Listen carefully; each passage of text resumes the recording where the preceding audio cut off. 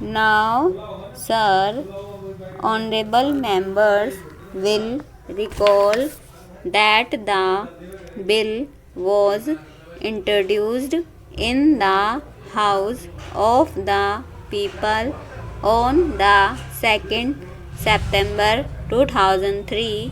It has had a long history and in one form or another.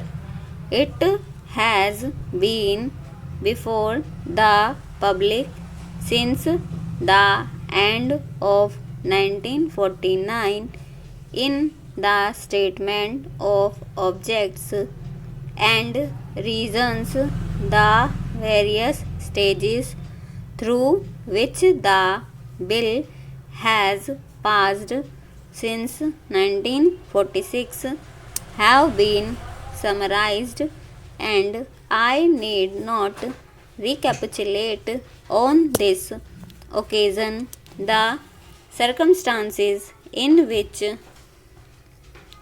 the then government of India took the decision in early 1946 to initiate an inquiry into the reform of our company law.